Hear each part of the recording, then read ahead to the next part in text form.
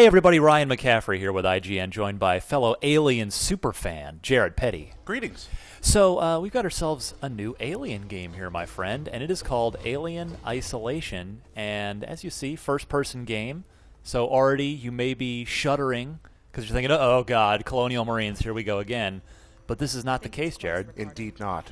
First off, you'll see that that's a scanner, not a weapon, because in this game, there are no weapons. This is a survival horror game. If you've played Amnesia on PC or any of the sort of Slender, Outcast, those types of games, that's what we're going for here. A lonely, there are not enemies in this game. There's basically, there are very few, and one in particular. There's one xenomorph in this game, not 6,000 that you just shoot up. Just one. There's one.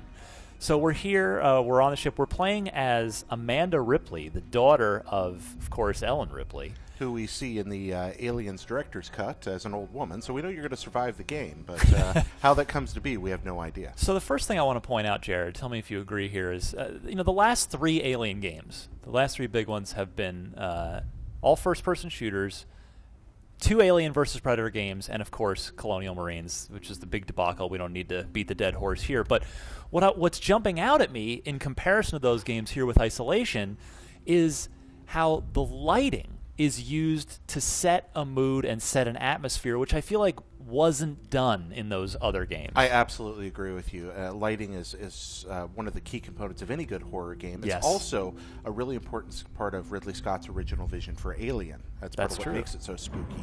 And the fact that they've decided to run with that. I mean, look at those particles and the way the sun comes through the windows. You come out here and then step into the shadow. It's great. Yeah, and we're seeing that sort of, 1970s sci-fi era motion tracker in her hand here. I love that. In this game, they've gone back, and this is the future of the 1970s. They ignore the world we live in. There are no flat screens. That's a CRT she's holding there. This is the future as the people envisioned it when they made this movie. It's lived in. It's dirty. It's dank. It's dark. It's very real. This room that we're walking into here was a place that human beings were living only a few hours ago.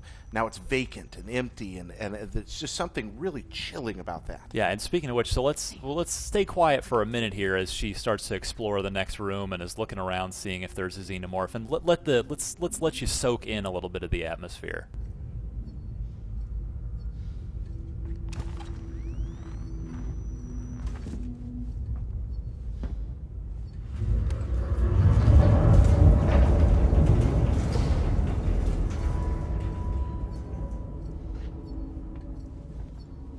That you mentioned the world being lived in through this sort of eating area, this breakfast area.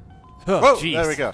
Now, it's not that loud a noise, but if you're about to hide under that table and that thing goes off, Alien hears it, you are dead. And I love that. Yeah, and you mentioned, so there's that, the old school, the bobbing bird there as you're picking up this gas can. But you made an interesting point when we were watching this before we recorded.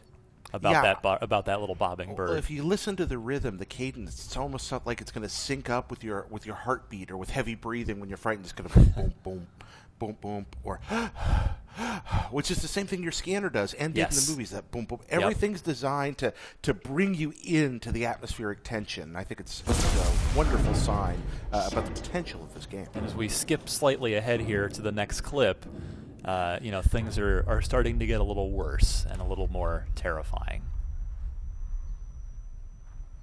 Just wonder where it is, and you think, would this be boring? But you realize that this is the kind of game where you make one error, one mistake. Right. There's no way to fight back, and you're just going to die. Yeah. So we'll pick up this blowtorch again. I really cannot say enough about the lighting in this game. I think it makes half the game just by itself. I really agree with you, Ryan. I think that the atmospheric power of the lighting and how the lighting's integrated with the sound. You notice the changes in the light seem to come with thuds or clicks, or even that first clip that came in, that tuk, tuk, tuk, tuk, it's just wonderful. It feels like the kind of place that a horrible monster could be walking around waiting for you, and that's accomplished with some really clever design. So as we walk by the cereal on the breakfast table, we should note that this game is actually coming for Xbox One, PlayStation 4, PC, as well as the still current-gen platforms as well, 360 and PlayStation 3. Oh, look at that cool focus effect. That was cool, yeah. So the highlighting in, looking at the motion tracker and then looking down the hallway. I mean, we're a couple of minutes into this now. We haven't seen a single alien, just a shadow going by, but the threat of it's there. It's the presence of something that you know is just out of sight. And that's the whole game. You know, is you're only going to see one alien, the one xenomorph. And by the time you see him, you're in trouble. Yeah, because you don't have weapons. You don't have a machine gun, an assault rifle. We do know there are other people in this game because we heard them on the radio there a second. Oh, yeah. Look here, things are picking up. Yeah, as we skip ahead a little bit again, things get worse for Ms. Ripley. Once again, these wonderful sound effects drawn straight from the movie. Yes. You hear a lot of the same sounds. Really, that is unfortunate. That is more unfortunate. Gravity. I keep hoping that there's going to come a scene in this game where you fall into zero G and the alien is floating next to you just out of reach. I think that'd be wonderful. If there isn't, I think you should be a designer on the next Alien game. Well, thank you. I appreciate that. I'd love to be a part of that. Yeah, Alien games have by and large not been treated all that well over the course. And then the last one was just such a grease fire.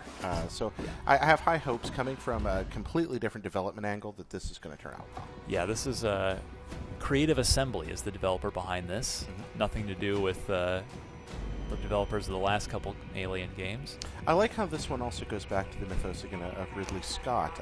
So many of the Alien games have been based on James Cameron's Aliens. vision, or later. A wonderful movie, a spectacular movie, as a matter of fact. So we have a blip on the radar, and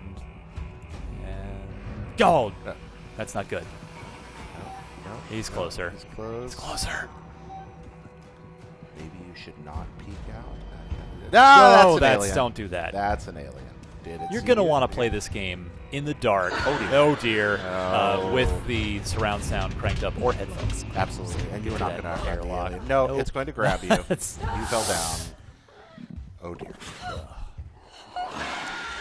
So again, Alien Isolation due fall 2014 as we fast forward to the final clip of being stuck in the room with it as you're trying to get to the airlock and blow the pressure out. Exactly. An atmospheric equalization's taking place, so you can't go anywhere. You're just stuck in a room with this thing. I love this. Great tension. This is the polar thematic opposite of the last few Alien games, and I think that's a good thing. It's a good fit for this IP and for this franchise. Absolutely. Oh, past it? Games out in the fall, we're going to have a ton more on this in the months leading up to its fall release right here on